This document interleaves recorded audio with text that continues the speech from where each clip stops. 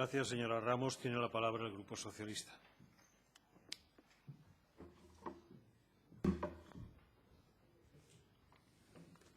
Muchas gracias, señor presidente, y buenas tardes. Nosotros vamos a votar afirmativamente, porque la izquierda siempre persigue la utopía. Ya veo que una pequeña parte de la derecha, al menos en Asturias, también, ¿no?, sin que sirva de precedente. Pero, mire, más allá de perseguir esa utopía, yo quisiera hacerle una pequeña recomendación. Pues, vayan ustedes al suroccidente a reunirse con los agentes sociales. Dense cuenta que hay 3 comités de empresa.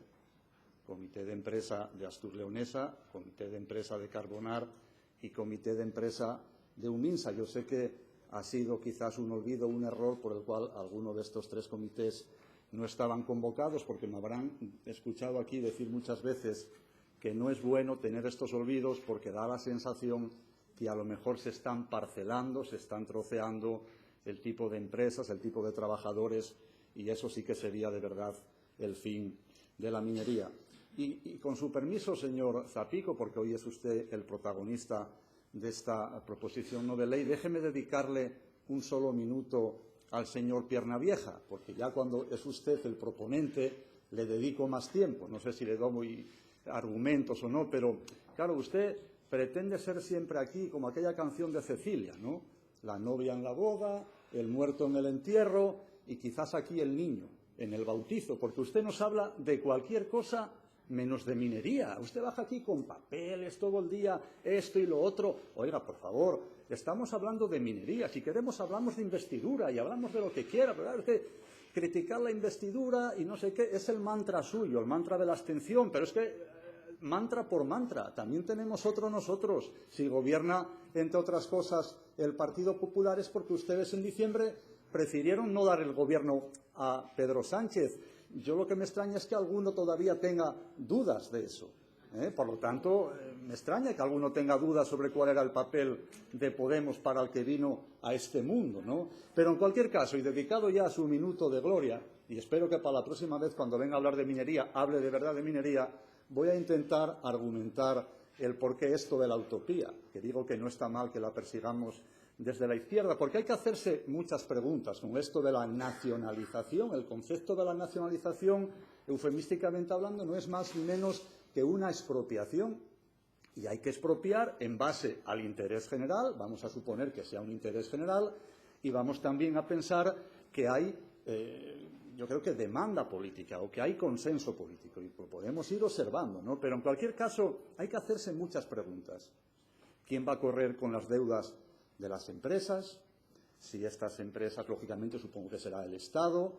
Si esas deudas se van a repercutir en los presupuestos generales del Estado o en la tarifa eléctrica. ¿Por cuánto tiempo vamos a soportar esas deudas? ¿Qué va a pensar la Comisión Nacional del Mercado y la Competencia? Si vamos solo a si vamos solo a nacionalizar la minería asturiana y no la de la vertiente leonesa, creo que es otro error de concepto, porque o nos nacionalizamos todos o no unos. ¿Qué opinan los sindicatos mayoritarios a que se traiga solo la nacionalización de la minería asturiana? Pero todas esas preguntas las podemos hacer y las podemos seguramente podemos debatir. Pero aquí hay una pregunta a la que hay que contestar.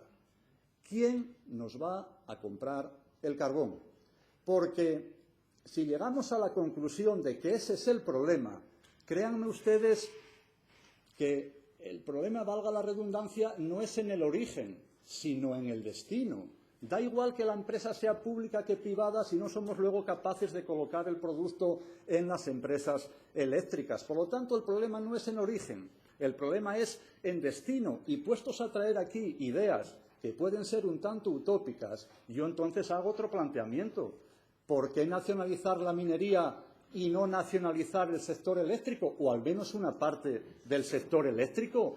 Evidentemente. ¿Y por qué nacionalizar una empresa del sector eléctrico? ¿Por qué no nacionalizamos Endesa?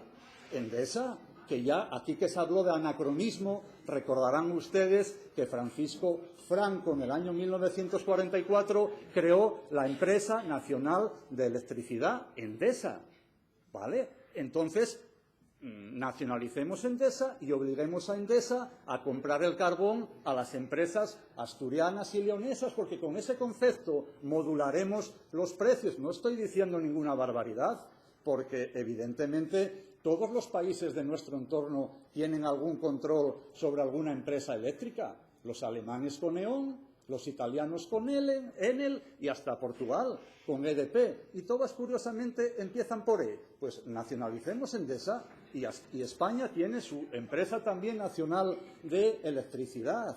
Claro, es que esa es la cuestión. Pero si somos un poco serios, lo que hay que preguntarse también, y si no tenemos ninguna posibilidad sobre las empresas eléctricas, es porque el gobierno del Partido Popular, con Aznar a la cabeza, su correligionario Cascos y también aquel ministro de Economía que pasó a mejor gloria políticamente hablando, pues se deshicieron del sector eléctrico español, ¿no? Pero seamos claros, y ya lo dije aquí en muchas ocasiones, ¿tenemos tiempo para entrar en esa aventura antes de que cierre la minería del suroccidente? Pues antes de que vayamos a emprender el camino de esa utopía, ¿por qué no vamos a lo práctico?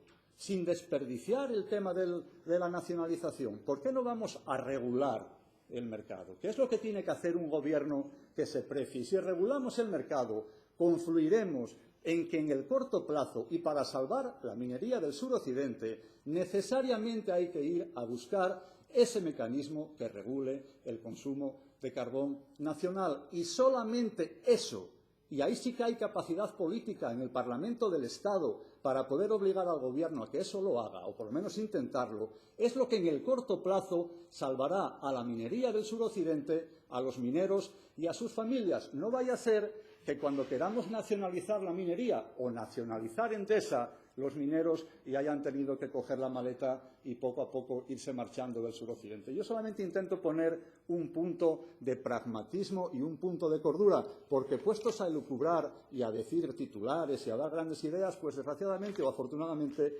las podemos tener todos. En cualquier caso, señor Zapico, vamos a votar afirmativamente. Gracias, señor Gutiérrez.